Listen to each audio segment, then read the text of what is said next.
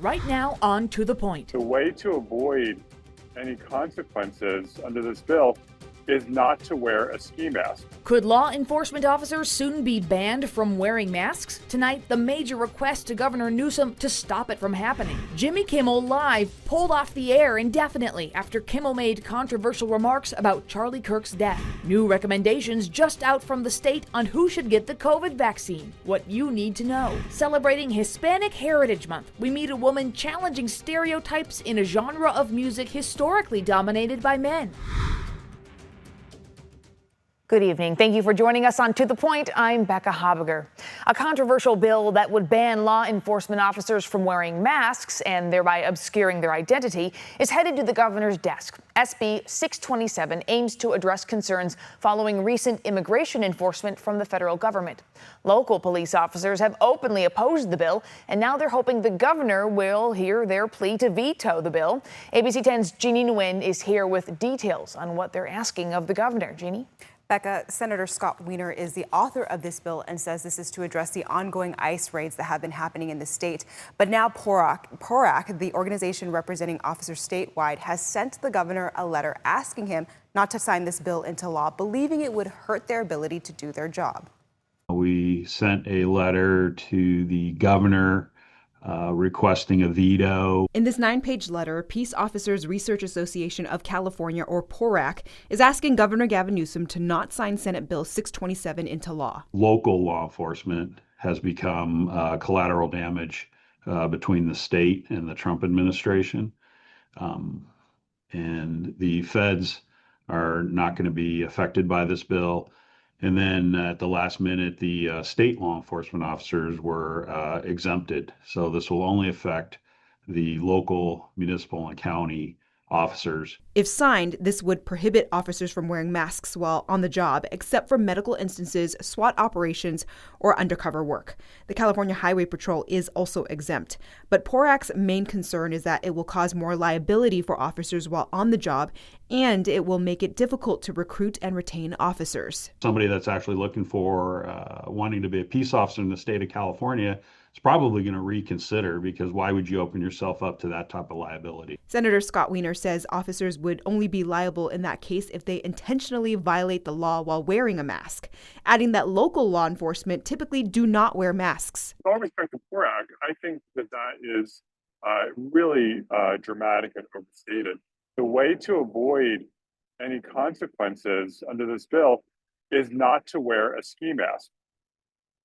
Like I said, I have never in my life seen an police officer on patrol wearing a ski mask. Adding that it should not be difficult for officers to follow the rules. If you feel like you need to wear a ski mask while you're out on patrol, interacting with the public, scaring the heck out of people, then you might try to consider an alternate line of work.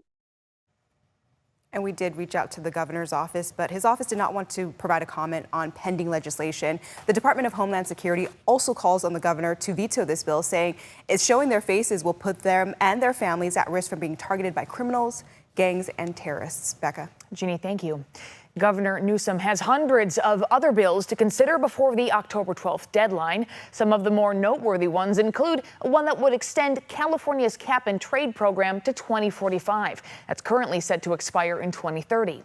The program sets a declining limit on the total emissions in the state from major polluters. Senate Bill 254 would add $18 billion to the California Wildfire Recovery Fund. And Senate Bill 79 is the controversial bill by Senator Scott Wiener that would override local zoning to allow for mid-rise apartment buildings within a half-mile of public transit stops in many urban areas. Last year, by the way, Newsom vetoed about 18% of nearly 1,000 bills passed in the final days. On November 4th, California will hold a special election which will ask voters to either approve or reject proposed redrawn congressional maps. We're getting a better idea of how much this special election is going to cost. The total estimate is $282 million. Now, this is the combined figure of $251 million given to the counties, plus administrative costs from the Secretary of State's office. In the greater Sacramento region, Sacramento County would get the biggest amount of more than $10 million, followed by San Joaquin, Placer, and Solano counties. Now to an update in a story we brought you yesterday about possible funding cuts to public access educational programs. A decline in cable TV subscriptions is leading to less money for local public access channels and related programs. This includes a Sacramento County program where more than 2,000 public school students annually get hands-on experience with operating cameras and video editing. Today, the Sacramento Metropolitan Cable Television Commission met to vote on the cuts. In a public comment period lasting more than 2 hours, dozens of people spoke in favor of the programs. Board members ultimately decided to postpone the funding decision until their next meeting 3 months from now. In the meantime, they're urging the programs to collaborate and find alternative funding sources. Well, it'll be a bit cheaper to borrow money now. The Federal Reserve cut interest rates today by a 1/4 percentage point. Lending rates are now between 4% and 4.25%. This is the first cut in 9 months. That means interest rates for credit card debt, car loans, and mortgage rates will likely fall as well. And experts say it's good news for the housing market. Some good news for potential home buyers. Mortgage rates have begun to dip, which means it costs less to borrow money. I think there are some consumers who have been priced out. Lawrence Yoon with the National Association of Realtors says high mortgage rates have shut out many potential buyers, but that's beginning to change. Buyers are in a better negotiating power. Wednesday, the Federal Reserve announced a rate cut of a 1/4 percentage point, bringing lending rates down between 4 and 4.25%. The moderation in growth largely reflects a slowdown in consumer spending. Activity in the housing sector remains weak. But that doesn't mean mortgage interest rates will automatically drop. As of last week, interest rates for a 30-year fixed-rate mortgage are at 6.35%, according to Freddie Mac. Back in January, rates were higher than 7%. Reducing your interest rate by even 1 percentage point can save you thousands, depending on how much you pay for your home, according to Rocket Mortgage. But home prices remain high. The latest data shows the median existing home sales price was just over $422,000 in July, according to the Realtors Group. One can never predict when it will spike, but certainly any crash, that is out of the question given that we have historically low mortgage default rate. If you are in the market to buy a home, Yoon recommends getting approved for a mortgage now and figuring out your budget. If you're looking to sell your home, attractive landscaping, slight repairs, and remodeling go a long way. And price your home competitively. Overpricing could mean your home sits on the market for a while. More than 100,000 University of California employees are suing President Trump. The suit was filed in federal court by 21 unions and faculty associations representing the workers. It alleges Trump is illegally forcing conservative ideas on the state's universities. Earlier this year, Trump suspended research grants and levied a $1.2 billion fine on UCLA. He claims it's for civil rights violations and anti-Semitism on campus. President Trump is also demanding the school change its policies on admissions, hiring, diversity, and gender identity. The lawsuit says those actions violate employees' free speech. Jimmy Kimmel Live will be preempted indefinitely. It comes following criticism over Kimmel's recent comments on Charlie Kirk's assassination and his MAGA characterization of the suspect. The Federal Communications Commission chair, Brendan Carr, is warning ABC about potential action over Kimmel's comments. Governor Gavin Newsom weighed in tonight, posting on X, quote, buying and controlling media platforms, firing commentators, canceling shows. These aren't coincidences, it's coordinated and it's dangerous. The GOP does not believe in free speech. They are censoring you in real time. ABC says they will air an episode of Celebrity Family Feud in place of Kimmel tonight. Now, ABC 10 is an affiliate of ABC, but not owned by the network. Our station is owned by Tegna. We expect to get more details soon, and we'll bring those to you when we have them. Still ahead on To The Point, West Coast governors team up with new winter vaccine guidance, what you need to know ahead of flu season. And in celebration of Hispanic Heritage Month, we're shining the spotlight on a musician who's breaking barriers in a male-dominated field. We are just days away from fall, but certainly a fall feel in the air as tropical moisture starts to make its way to our region. Showers and thunderstorms in the forecast. But first, in other headlines tonight, grieve for the loss of life, for 3 precious souls who served this county. Developing news. At least 3 police officers were killed in a shooting in southern Pennsylvania today, and others are hurt. It happened while officers were serving a warrant. The shooting suspect is also dead.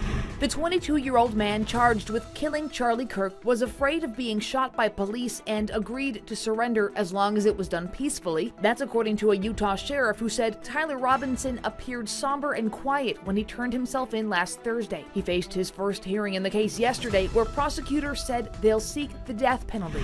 The spirit of Jerry will always be at Ben & Jerry's. The co-founder of ice cream giant Ben & Jerry's reacting today after his partner, Jerry Greenfield, resigned from the company he founded nearly 5 decades ago. Greenfield shared on social media he was quitting the company, accusing parent company Unilever for curtailing Ben & Jerry's ability to speak out on social and political causes. ABC 10 Chief Meteorologist Monica Woods joins us now with big changes ahead and a weather impact alert. That's right. Thursday through Friday is going to be the timeline for this. Showers and thunderstorms, the impact due to tropical moisture. Stay weather aware and be prepared for these changes. Now, for tomorrow, we're mainly going to see the main focus of the excessive rainfall forecast just to the south in the central San Joaquin Valley surrounding foothills and Sierra, as well as along the coast. But as we head into our Friday, this migrates its way northward. In fact, we have a flood watch out for parts of the central Sierra due to the potential for mudslides because of those burn scars and excessive rainfall. So we could see some moderate flooding as well. Highs today, meantime, still got that summer heat with us. Upper 90s to near 100 in the valley, 80s along the coast, near 90 for the foothills, and close to 80 up top for the Sierra. Clouds increase for tonight, and it is going to be quite warm overnight. Average low is 57 degrees. We're going to be in the mid to upper 60s for lows for tonight. It's not going to cool down a whole lot. Clouds already starting to increase as we head into our Wednesday evening. That will continue to take shape through our Thursday. Now, showers mainly hold off through much of Thursday, but it's overnight. Look at the band of moisture moving through. Potential of thunderstorms. Now, that will linger into our Friday morning commute and then kind of taper off as we head throughout the day. But there's more rain in store in our extended forecast. Tomorrow will start to cool down, though. Highs will be near 80 for the Sierra, 80s to near 90 in the foothills. Only in the 60s along the coast. We're already seeing showers near Santa Cruz, and that will continue to press our way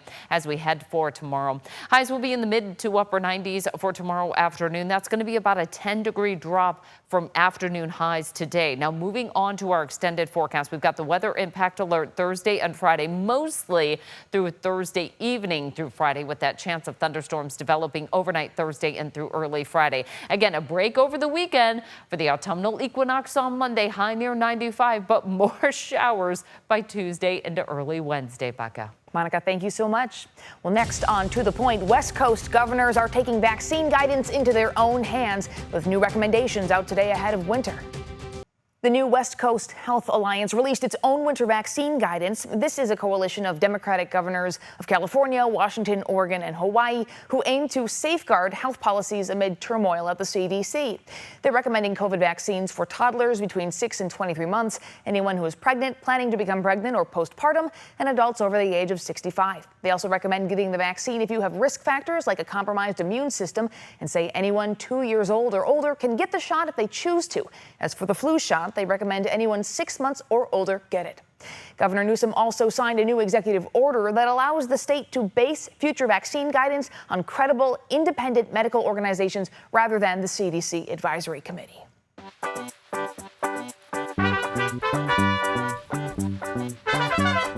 As we celebrate Hispanic Heritage Month, we're highlighting people keeping tradition alive while breaking barriers for the next generation.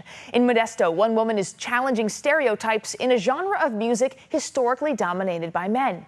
With her accordion in hand, Marlene de Herrera isn't just carrying on her family's norteño music legacy, she's redefining it. ABC 10's John Bartel has her story. At the heart of traditional norteño music is the accordion. And traditionally, the accordion was played by a man.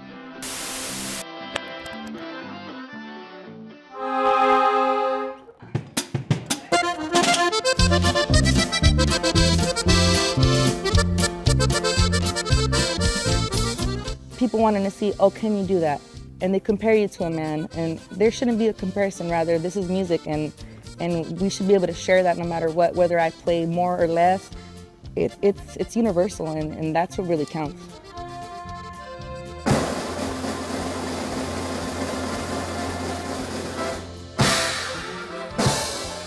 Every pump of her 30-pound squeeze box is a reminder of how hard Marlene de Herrera had to work to get to the center stage of the family band, Los Reales del Norte. She went inside her room. She stayed in there about 22 days. And she came out playing the accordion. Born and raised in Modesto, Marlene grew up as a musician's daughter. In 1985, her father, Eusebio Rodriguez, a singer and a guitar player, started the highly successful norteño band, Los Reales del Norte. The band was touring the nation, but just as they were making a name for themselves, they lost their main accordion player and struggled to find a replacement. I told my dad, I believe that I can do this job. I know that I've been playing here at home, kind of like as a hobby, but if you believe in me, I can do this. I can play accordion. With just a few weeks under her belt, 16-year-old Marlene got her shot while the band was on a cross-country tour. Truthfully, it didn't go well.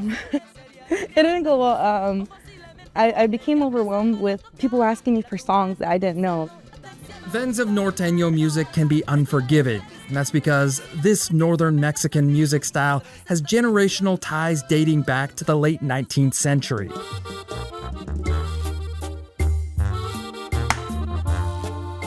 One man that knows norteño history is Marlene's squeezebox repairman, the accordion doctor. It originated from Germany and Poland. Because of its sound and beautiful tones, the Latin and Mexican heritage found love with it. Jesse Alvarado says that in the late 19th century, German and Polish migrant workers settled in northern Mexico and Texas. They brought with them the accordion and polka rhythms, since the accordion was so small, portable, and essential for playing European polka music. Over time, the accordion became the defining instrument of norteño genre. As Mexico embraced the accordion, musicians modified the squeeze box over time, adapting it to play faster and push more air. That new sound became norteño because it was developed in northern Mexico.